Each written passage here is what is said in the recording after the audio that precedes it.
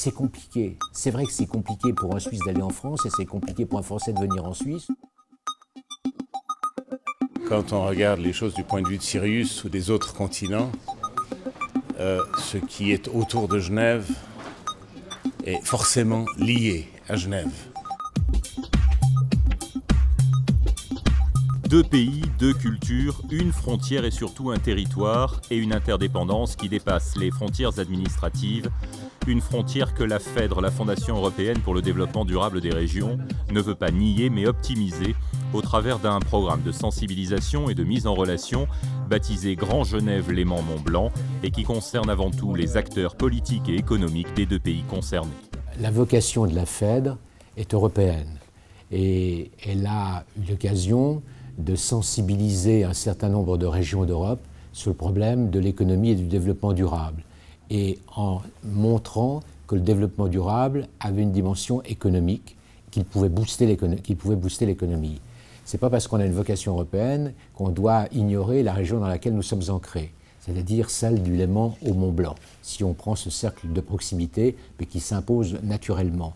Alors aujourd'hui, la FEDRE a initié ce programme Genève, Grand Genève, Léman Mont-Blanc, Grand Genève parce que ce nom a été retenu, Grand Genève, Léman Mont-Blanc, ça donne bien la dimension, pour promouvoir un programme économique, c'est-à-dire pour aborder les problèmes régionaux transfrontaliers via l'économie. Il faut que l'on dépasse toute une série de crispations légitimes qui se transforment ensuite en polémiques, pour véritablement voir ce que nous avons ensemble, ce que nous pouvons faire ensemble. Il y a une absence de connaissances, parfois même une absence de curiosité quand même de bon nombre de gens. D'abord parce que les citoyens français ou suisses qui connaissent les deux territoires sont finalement assez limités. Il y a des gens qui pendulent, mais ça ne veut pas encore dire qu'on connaît bien les territoires. Et puis, il y a des gens qui n'ont pas la curiosité aussi de voir ce qui se passe, pourtant tout proche. Souvent, les gens sont plus intéressés par ce qui se passe à l'autre bout de la planète que par ce qui se passe à 4 km de chez eux. Et il est difficile de concevoir qu'il puisse y avoir de tels fossés, de telles scissions. C'est dommage, c'est contre-productif, c'est inutile. Si nous nous bornons à être entre le Jura et le Salève, c'est certes assez prestigieux pour certaines activités, mais c'est nettement insuffisant. On ne peut pas avoir d'ambition sur un territoire aussi limité, en se concentrant sur une telle surface et en ignorant surtout des atouts considérables que nous avons sur un espace plus large qui prend la Suisse romande. Vous ne pouvez pas ignorer des centres de formation comme l'EPFL dans cette région. L'EPFL a un rayonnement international, c'est devenu même un centre par rapport à notre région, que Genève ne représente pas de la même manière. Heureusement, il y a toute une série de synergies qui se créent. Mais le Mont-Blanc est un repère territorial et en plus de ça bénéficie d'une notoriété qui est aussi grande que le nom de Genève. C'est donc c'est faire preuve d'un minimum d'intelligence que d'utiliser les deux. Et ce serait une erreur véritablement fondamentale, grave, que d'ignorer cela. Et ce n'est pas simplement une démarche géographique. Ce que nous avons entrepris dans le programme Grand Genève Léman Mont-Blanc, c'est une volonté de mettre en exergue les sites d'excellence dans le domaine industriel en particulier, dans le domaine de la recherche que l'on trouve sur le territoire français. Dans le cadre de son programme Grand Genève Léman Mont-Blanc, la FEDRE a donc initié un nouveau forum consacré au tissu industriel en Haute-Savoie. Une rencontre transfrontalière de sensibilisation, présent sur place au cercle des dirigeants d'entreprises à Genève, les acteurs industriels de Haute-Savoie, mais aussi les politiques des deux pays, plutôt séduits par l'initiative. Il ne suffit pas de siéger dans les instances du Grand Genève, encore faut-il participer à la vie active de ce territoire. Et la séance de ce matin, c'est un échange, c'est un partage, c'est un débat qui est d'une grande richesse.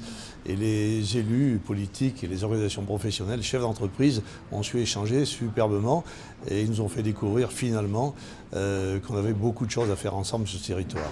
Je salue ce type d'initiative, c'est très important que les acteurs économiques, que les acteurs politiques puissent discuter de la région, de leurs activités. Il y a des entreprises qui produisent des richesses des deux côtés de la frontière, qui innovent des deux côtés de la frontière. C'est important qu'on puisse échanger pour avoir un degré de connaissance sur ce qui se passe des deux côtés de la région de manière perpétuelle. Et je pense que ce type d'initiative ne peut qu'être salué et doit être encouragé par les autorités politiques des deux côtés de la région. Côté industriel, la démarche de la FEDRE permet de montrer un autre visage de la Haute-Savoie, en lien avec Genève, fortement teinté par une industrie présente, ouverte sur la région et le monde, et symbolisée par un pôle de compétitivité, Arvindustrie Haute-Savoie-Mont-Blanc. Le pôle Arvindustrie fait partie des 71 pôles de compétitivité français, qui ont été lancés en 2006 dans le cadre d'une politique nationale de dire il faut développer la compétitivité de l'industrie de l'économie française. Donc on est l'un des 71 pôles. Alors ça s'appelle en français pôle de compétitivité, en anglais ça se traduirait par cluster. Et donc ce regroupement, c'est un groupement d'entreprises. Nous regroupons plus de 310 entreprises de toute la Haute-Savoie. Entreprises industrielles, globalement sur 2 grands métiers, décolletage, usinage de précision et puis mécatronique. Et donc l'ambition et la raison d'être du pôle, et donc son ambition, sa mission, c'est d'accompagner les entreprises dans leur développement, dans l'innovation technologique, c'est-à-dire ça commence par là, c'est-à-dire développer, trouver des nouveaux process, des nouveaux produits, intégrer l'innovation, et puis mais aussi au-delà de la technologie, innovation d'organisation, accompagnement des entreprises au développement vers l'export, et dans toute une série de dimensions, sachant que 90% de nos adhérents sont des toutes petites entreprises ou des petites ou moyennes entreprises. Et je suis toujours frappé de voir le dynamisme, le bouillonnement entrepreneurial en Haute-Savoie. Juste pour donner un ordre de grandeur, l'industrie dans la Haute-Savoie, alors bien sûr quand on pense à Haute-Savoie, on pense tourisme, station de ski, etc. etc. L'industrie, on le sait beaucoup moins, elle pèse à peu près 24 à 25% du PIB de la Haute-Savoie, et c'est le double de la moyenne nationale. C'est le double de la moyenne française, et c'est à peu près le niveau comparable de ce que pèse l'industrie dans le PIB de l'Allemagne. Donc bon, si on veut faire un clin d'œil, on peut dire que la Haute-Savoie est une petite Allemagne. Parmi ces plus de 300 entreprises industrielles, des leaders comme Aventix, spécialisés dans la transmission pneumatique, mais aussi Somfy, plus connu du grand public pour ses activités, mais aussi son implantation géographique. Somfy est le leader mondial des automatismes et des moteurs pour tout ce qui est ouverture et fermeture de la maison et du bâtiment.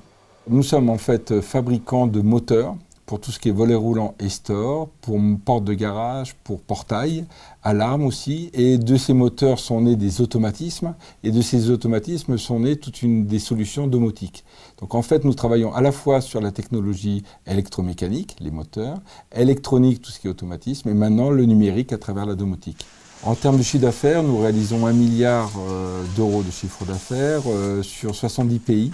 Nous sommes à la fois très ancrés avec des racines montagnardes à Cluses, puisque l'entreprise est née il y a 45 ans ici à Cluses à partir d'un groupe industriel qui s'appelait Carpano et Ponce.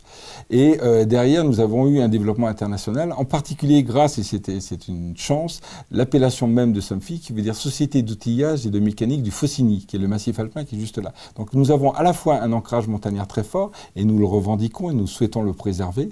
Et c'est d'ailleurs la raison pour laquelle notre principal centre de développement est situé ici à Cluses, et ce centre de développement regroupe 500 ingénieurs qui développent et qui créent tous les produits de demain. Mais aussi, nous avons évidemment en fait un rayonnement international, et l'idée c'est qu'en Allemagne, Somfy est perçu comme une entreprise allemande, et au Japon, Somfy est perçu comme une entreprise japonaise. La filiale suisse est très importante, mais paradoxalement, la filiale est installée à Zurich et non pas à Genève. Et en fait, il y a à la fois proximité et éloignement. Proximité géographique, comme vous le dites certainement, et donc nos cadres ont aussi l'intérêt de pouvoir aller visiter Genève, pouvoir profiter des installations genevoises. Mais pour autant, il y a une frontière invisible, qui fait qu'il n'y a pas véritablement de lien entre Genève et nous. Accentuer les liens, tisser de nouveaux réseaux, innover aussi dans la manière de collaborer plutôt que de coexister. Aujourd'hui, la région est en construction et l'interdépendance des 2 côtés de la frontière est une réalité. Demain, la région franco-valdo-genevoise sera un territoire subi ou au contraire un territoire choisi.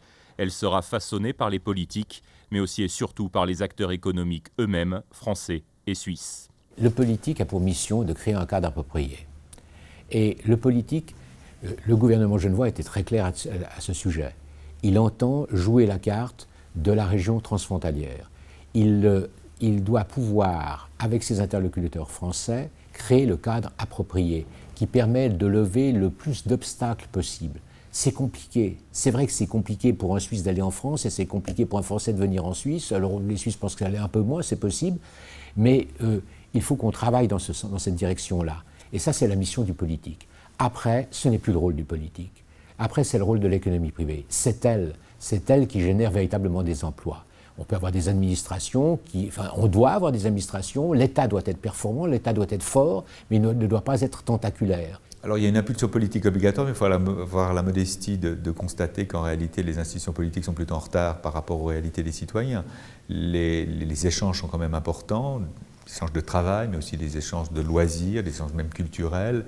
Et ce qu'on essaye en réalité de rattraper, c'est le retard des infrastructures, c'est clair, en matière de transport et d'une manière plus générale sur d'autres infrastructures.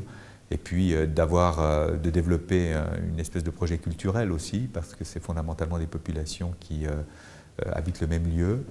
Ce sont souvent des villes d'une grande importance. On oublie que l'agglomération d'Annemasse, si elle n'était que compacte, serait la 3e ville de Suisse romande, juste après Genève et Lausanne. Donc on est face à des configurations que les gens ont souvent de la peine à imaginer. Dans un monde idéal, ça devrait être le monde politique qui a à cœur l'avenir de la cité ou de la région. Ce serait à eux de réfléchir à la meilleure manière d'assurer ensemble ce développement régional. Cependant, quand on considère ce qui se passe et certains blocages au niveau du politique, peut-être que soit les universités, soit les entreprises pourront prendre des raccourcis qui nous permettront de faire ce que les politiciens auraient dû faire, mais parfois ne font pas. On est voisins, on partage un même bassin de vie, un même bassin géographique, une même histoire. Et en fait, malgré tout, on ne se connaît pas bien. Et comme on ne se connaît pas bien, on ne travaille pas bien ensemble. Et donc, on peut arriver, et on arrive rapidement à des clichés. Les clichés, c'est les emplois sont à Genève et l'économie résidentielle de tous ces frontaliers qu'on retrouve aux horaires le matin et le soir pour bloquer les embouteillages, pour bloquer les autoroutes. Ils sont du côté Haute-Savoie. Alors, c'est peut-être un peu la réalité aujourd'hui. Est-ce que c'est une fatalité? Je ne crois pas. Et puis quelque part, enfin, l'histoire de l'industrie, notamment du décolletage sur ce territoire, elle est liée à l'industrie de l'horlogerie il y a très longtemps, puisque il y a très très longtemps, il y a 150 ans, les paysans, pendant l'hiver qui étaient bloqués par les neiges, n'avaient pas d'activité et l'industrie horlogère avait besoin de petites pièces, de petits composants et c'est comme ça l'origine du décolletage sur le territoire. Alors, ça a beaucoup changé, mais donc on a une histoire, une géographie et une proximité culturelle qui devrait nous amener à travailler plus ensemble. Alors, si je suis un petit peu provocateur, ou un petit peu, peut-être, alors provocateur ou visionnaire, je ne sais pas, à vous de choisir, on pourrait imaginer que l'industrie horlogère genevoise, et pas seulement, intègre dans ses sous-traitants toute une série de sous-traitants sur le territoire de Haute-Savoie, et pourquoi pas imaginer que ça fasse partie d'un Swissmed bien contrôlé, puisque ça fait partie des points forts de l'industrie horlogère. Quelle est la différence entre une pièce faite à 20 km de l'autre côté de la frontière ou à 20 km de ce côté de la frontière? L'emploi et la formation, l'une des clés pour l'avenir de la région. Pour la Haute-Savoie, comme le Pays de Gex, l'attractivité de la Suisse en matière d'emploi et de conditions salariales est une vraie réalité. Cependant, pour les postes les plus qualifiés, l'écart n'est pas aussi évident. Le tissu industriel doit exister de part et d'autre de la frontière, qu'il soit d'origine française ou suisse. Il y a des relations dans le domaine de la formation, il y a des relations aussi par rapport à des incubateurs, à des plateformes de recherche. Vous avez des entreprises suisses qui profitent notamment des plateaux d'expérimentation qui se trouvent sur le site d'Archamps Technopole. vous avez des relations entre entreprises, et elles pourraient être plus nombreuses, mais vous en avez, et vous avez des entreprises qui se trouvent des deux côtés de la frontière. Et là, on a un certain nombre d'exemples. Je songe notamment à l'entreprise Stöbli, qui est une entreprise spécialisée dans la robotique, qui fait partie des 5 leaders sur le plan mondial, qui est une entreprise d'origine suisse, dans la région de Zurich, Winterthur, et qui se trouve à Faverges, en Haute-Savoie, et qui a 4000 collaborateurs dans le monde, mais il y en a 1200 à Faverges. Et là, ils ont développé dans leur ligne de produits, ils ont développé des activités industrielles spécifiques. Ils n'ont pas du tout l'intention de quitter la France et de quitter Faverges. C'est donc la démonstration, et c'est un leader mondial. Et donc c'est la démonstration qu'il est possible, en effet, de développer, si on a une bonne analyse, si on fait une bonne analyse de la situation, et que l'on utilise les avantages qu'il y a de se trouver à tel ou tel endroit, on peut indiscutablement créer des emplois sur le territoire français. Parce qu'on revient à une des préoccupations. Ce qu'il faudrait aujourd'hui, c'est mieux répartir l'emploi. Le handicap le plus grand pour l'industrie française, c'est celui des salaires. Mais lorsque vous avez des métiers qui demandent un savoir-faire technologique d'un certain niveau, la différence est moins importante. Mais c'est indiscutablement un des thèmes qu'il va falloir approfondir, parce qu'il permettrait de mieux répartir l'emploi sur le territoire. La situation actuelle, d'ailleurs, nous pousse pour différentes raisons de songer peut-être à des déploiements différents de ceux qu'on a connus jusqu'à présent. Il faut d'abord se connaître. Il faut faire une sorte d'inventaire finalement de la situation et des potentialités vers un développement commun, un développement futur, qui permettrait également finalement de développer l'emploi de façon plus homogène sur le territoire qu'on appellera l'aimant Mont-Blanc. Nous, notre conviction finalement, c'est que pour préserver notre qualité de vie à terme, c'est de faire partie d'un territoire qui gagne. Et un territoire qui gagne, c'est un territoire où collectivités publiques, monde académique et monde économique sont à l'unisson vers un objectif commun de développement. Un tissu économique porté aussi par des organismes bancaires qui accompagnent le développement d'un département frontalier, axé sur le tourisme certes, mais aussi l'industrie, sur l'ensemble de son territoire. Nous, notre ambition, c'est d'être là sur tous les moments forts dans la vie d'une entreprise, depuis sa création jusqu'à sa transmission, je dirais. Donc le financement est une des réponses, mais il n'y a pas que ça. Il y a tous les services qui peuvent accompagner une relation dans la durée. C'est ça le mot fort, c'est relations dans la durée. Le financement, ce n'est pas le seul objectif et notre motif principal. C'est de véritablement apporter un service pour aider une transition patrimoniale, pour amener de l'ingénierie, pour mettre en place des solutions d'intéressement des salariés au développement des entreprises. C'est tout ce qu'une banque aujourd'hui se doit de faire pour accompagner la croissance des entreprises de sa région. Nous croyons effectivement au développement de ce que l'on appelle le sillon alpin. C'est tout l'axe qui va de Lausanne jusqu'à Chambéry quasiment. Mais nous croyons encore plus au développement du Grand Genève, qui va bien sûr englober la vallée de l'Arve et qui va venir jusqu'à Annecy. On sent aujourd'hui ce développement sur l'immobilier, on le sent sur les entreprises, on le sent sur le nombre de frontaliers. Et nous sommes, nous, positionnés sur ce développement, puisque nous avons le Crédit Agricole des Savoies qui est positionné sur la Haute-Savoie avec nos agences et nos pôles spécialisés. Et nous sommes positionnés à Genève par le biais de notre filiale. Donc tout ceci fait un ensemble bancaire très cohérent et nous sommes, nous, en mesure d'accompagner les clients et d'accompagner les clients des deux côtés de la frontière. Donc un développement fort dans les années à venir, ça on y croit, et un positionnement du Crédit Agricole qui devrait permettre d'accompagner les clients des deux côtés de la frontière. Pour beaucoup, la région se résume à deux bassins distincts, celui de l'emploi dans le canton de Genève et le canton de Vaud, et celui du logement en Haute-Savoie et dans le Pays de Gex.